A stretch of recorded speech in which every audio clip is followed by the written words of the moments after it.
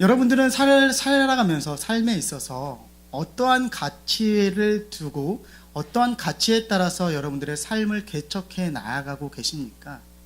우리나라의 사람들에게 어떠한 가치가 가장 중요한 가치냐라고 물어본다면 여러 가지를 이야기할 수 있겠는데요. 특별히 대한민국의 역사를 봤을 때 대한민국 역사에서 무엇보다도 중요한 가치는 명분이라는 것을 우리는 알 수 있습니다.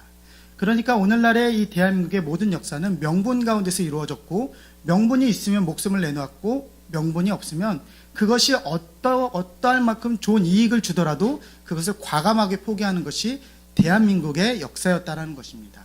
저와 여러분들도 그 명분에 따라서 움직이는 그런 삶을 어쩌면 살아가고 있었을지도 모릅니다. 그런데 실제적으로 이 명분이 우리들의 삶에 영향력을 끼치고 있을까요? 정치에서, 문화에선 명분이 아주 중요하지만 오늘을 살아가고 있는 우리들의 삶 가운데서는 그보다 중요한 것이 더 있다라는 것을 우리가 경험하게 됩니다. 저희 집에는 여자 1, 2, 3호가 있습니다. 2호와 3호는 지금 7살하고 5살인데요. 우리 두 딸에게 가장 중요한 가치는 무엇이냐면 바로 자신에게 유익이 되어지는 것입니다. 저희 집에서 가장 힘들게 우리 자녀들과의 삶에서 제일 힘들게 하는 것이 무엇이냐면 자녀들에게 밥을 먹이는 겁니다.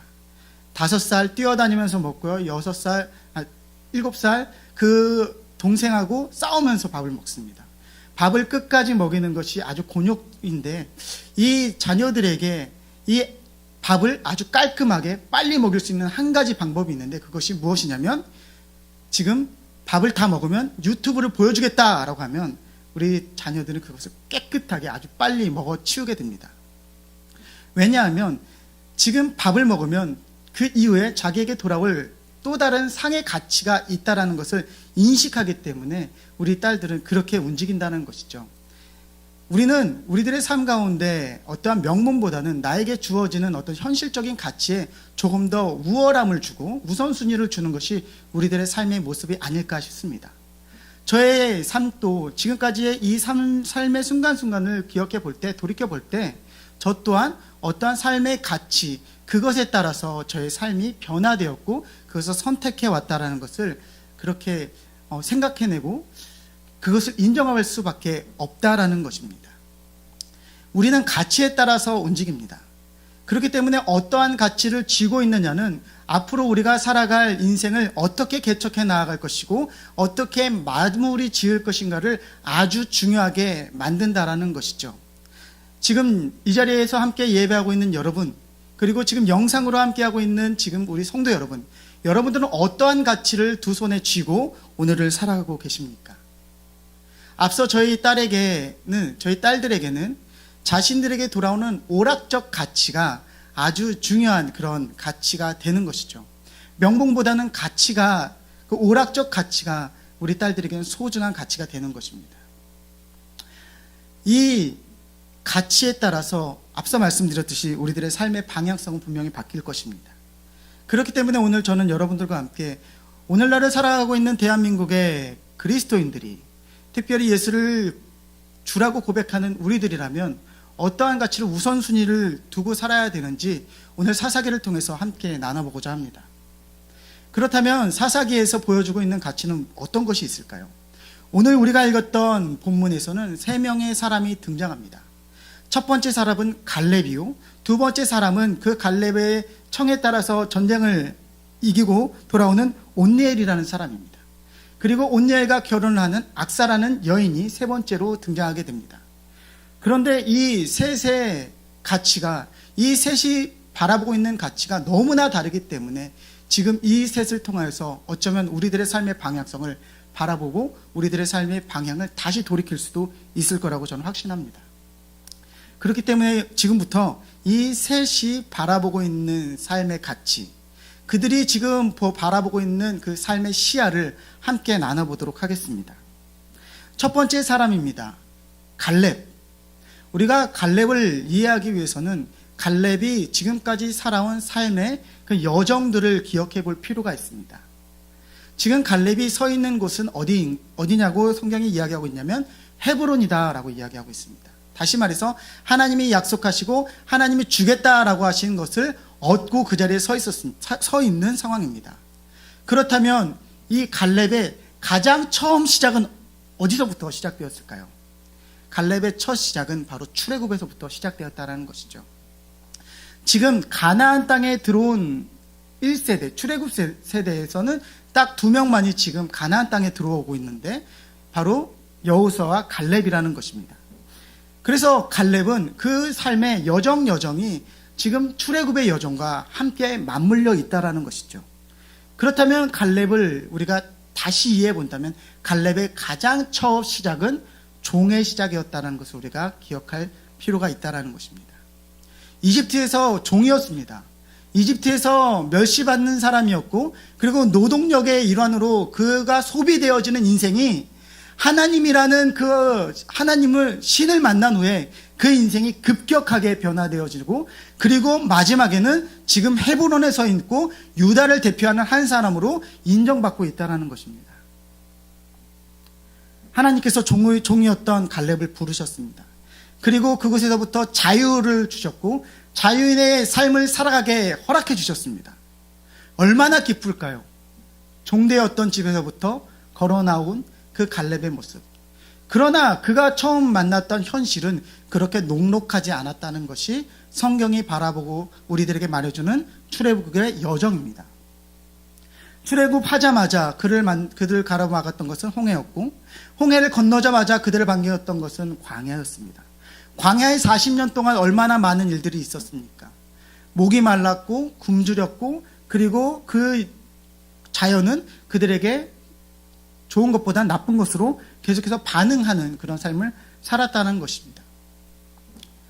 그의 삶의 순간순간을 견뎌나갈 수 있는 유일한 방법은 하나님밖에 없다는 것이 오늘 성경이 갈렙의 인생을 보여주는 그런 모습이라는 것이죠.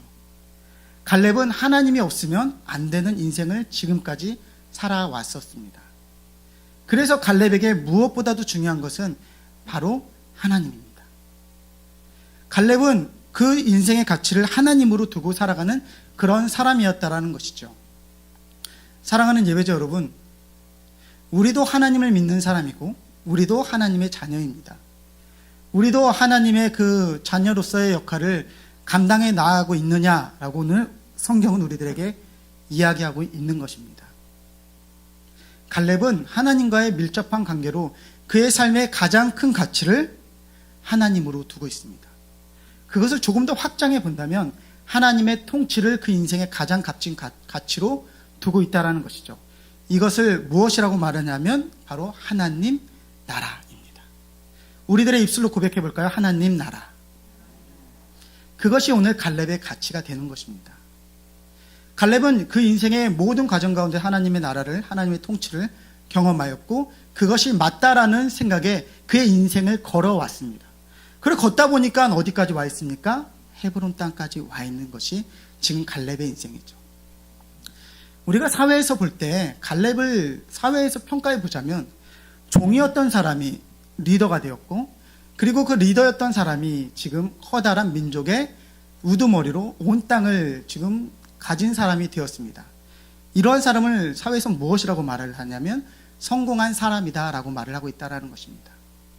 지금 성공한 사람인 이 갈렙은 그럼에도 불구하고 그의 인생의 가장 큰 가치를 하나님 나라, 하나님이 왕 되시는 하나님 나라로 보고 있다는 것이죠. 그것을 우리가 어떻게 알 수 있느냐? 바로 그 다음 지금 헤브론을 정복한 이후의 갈렙의 모습에서 우리는 그 모습을 볼 수 있습니다. 오늘 본문에서 보면 갈렙이 헤브론을 점령한 이후에 그 다음을 점령하기 위한 그런 말을 건네고 있는데요. 11절 말씀입니다. 함께 읽어볼까요? 시작. 거기서 나아가서 드빌 주민을 쳤으니. 그런데 지금 중요한 것은 이 드빌을 치는 과정이 아주 간략하게 정해져 있지만 말하고 있지만 지금 이 과정 가운데서 조금의 어려움이 있다는 것을 성경이 또한 보여주고 있습니다. 그 다음 절인데요. 12절을 함께 읽어볼까요? 갈렙이 말하기를 시작. 갈렙이 말하기를 기랏세벨을 쳐서 그것을 점령하는 자에게는 내 딸 악사를 아내로 주리라. 그러니까 이 땅의 정복 과정 가운데 한 가지 어려움이 있는데 그것이 무엇이냐면 아무도 그 땅을 드비를 점령하려고 하지 않았다라는 것입니다. 그렇기 때문에 지금 이 갈렙은 어쩔 수 없이 자신의 딸을 상으로 걸어서 그 땅의 가치를 높여서 그 땅을 점령하고자 했다라는 것이죠. 왜 그랬을까요?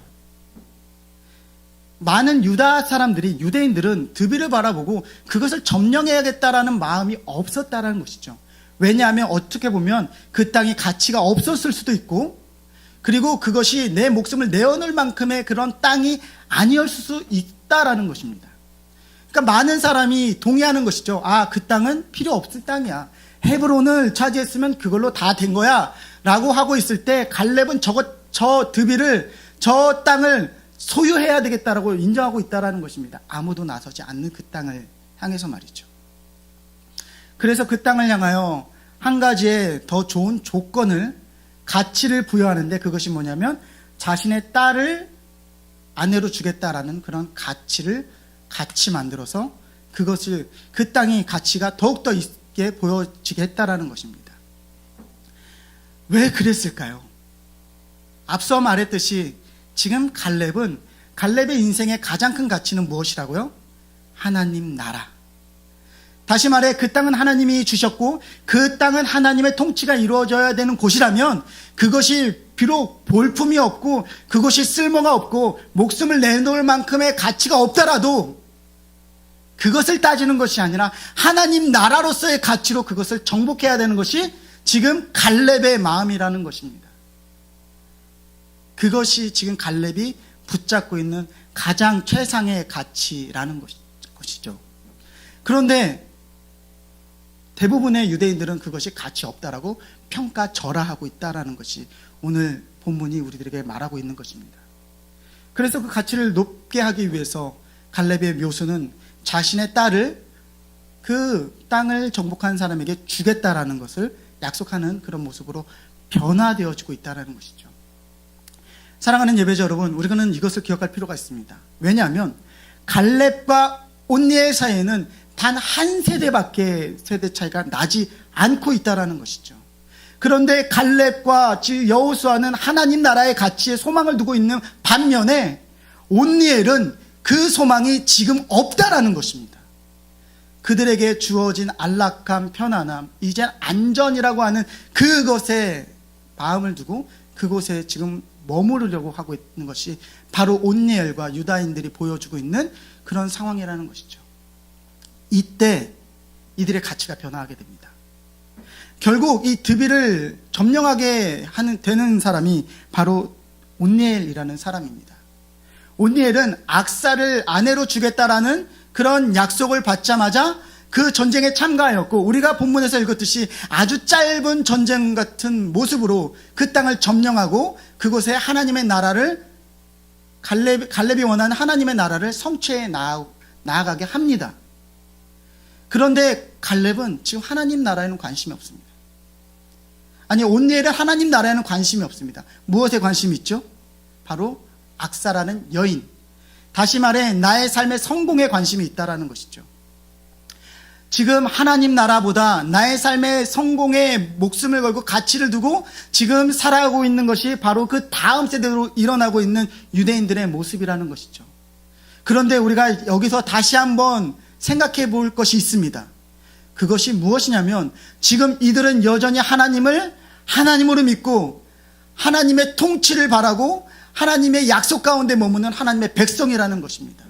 갈렙도 하나님의 통치를 받는 하나님의 백성이고 지금 온니엘도 하나님의 통치를 받는 하나님의 백성인데 지금 이들의 삶의 이 두 삶에서 그 삶을 이끌어가는 가치는 전혀 다른 방향으로 이루어지고 있다는 것이죠.